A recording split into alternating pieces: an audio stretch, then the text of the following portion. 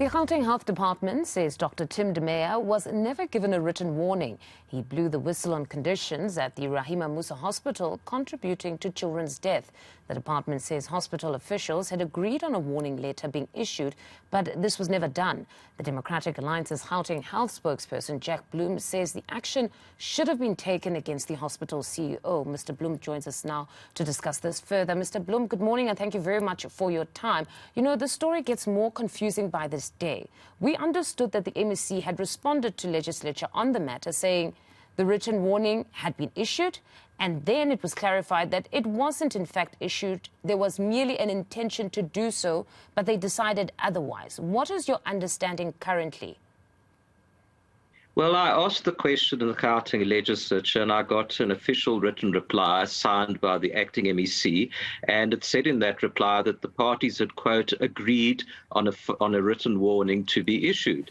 Now the clarification is that that written warning wasn't actually issued. But look, I think the point is that Dr. de Maayer was treated very badly, however you look at it. The department says that they now consider the matter closed, but the reason they consider it closed is that there was a public outcry when he was suspended.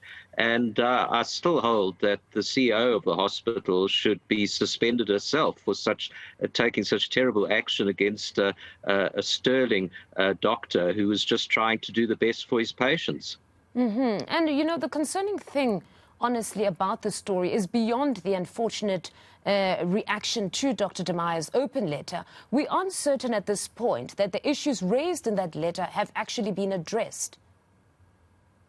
Well, that is the point. You know, he was worried that they didn't have a functioning CAT scan, that there were power failures and water shortages that were affecting his patients, and that there was a whole host of problems that were leading to deaths of his patients.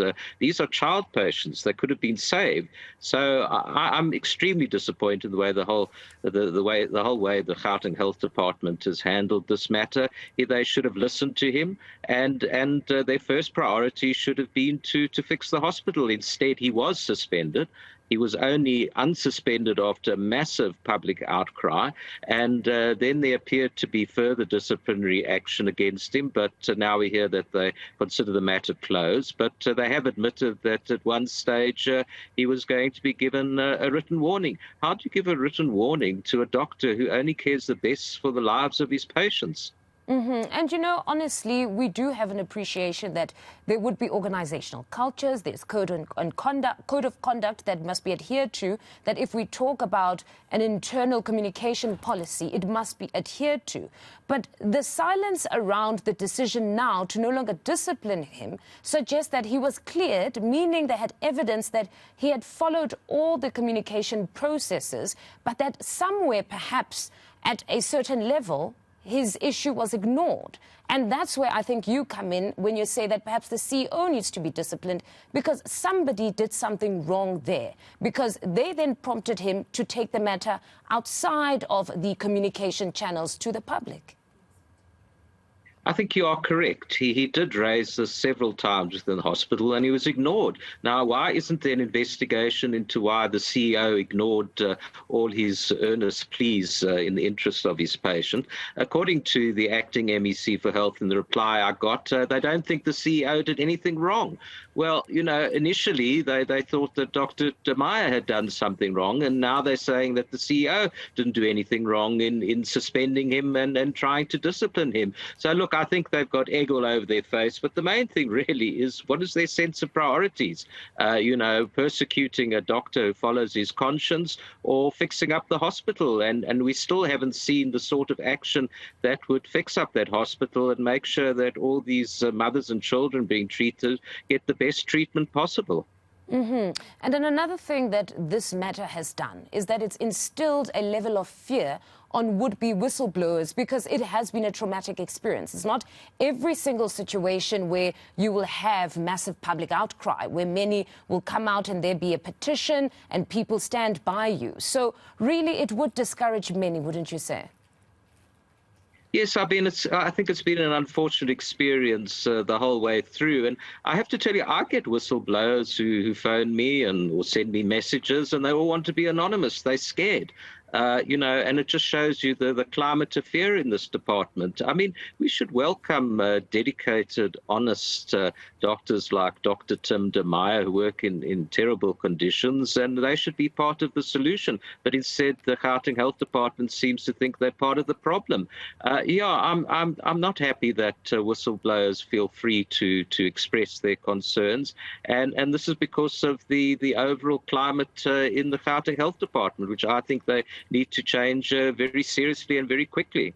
Now, Mr. Bloem, you're a very busy man. We understand that today you've in fact released a statement requesting an investigation now into the appointment of the Gauteng Health CFO. Talk to us about this.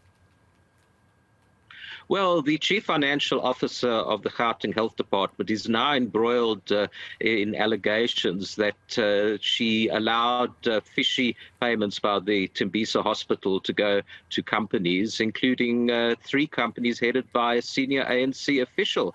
Now, this seems to be linked to the murder of the whistleblower Babita Deokaran. We don't know that for sure, but we do know that Babita Deokaran highlighted these suspicious payments by Tembisa Hospital. She alerted the CFO. She asked for these payments to be stopped, and apparently they weren't stopped. She asked for a forensic investigation of these payments, and the evidence we have is that the CFO promised that there would be an investigation, but she didn't carry it out. Now, that's all very suspicious, and I think that the right thing to do is for the Gauteng Health Department to suspend the CFO and do a proper investigation. It's been 10 days now, and they haven't reacted at all. So I've now asked the Public Service Commission to investigation into how she was appointed, because, the previous CEO, the PSC, found that she was appointed illegally and unconstitutionally, and the previous CEO had to resign because she was linked to the scandal of the PPE corruption. So I think it's a sorry mess in the Gauteng Health Department. I hope that the Public Service Commission does a speedy investigation into how the present CFO was appointed, if she was put in there to serve certain interests. There's all allegations at the moment that I think need to be thoroughly probed.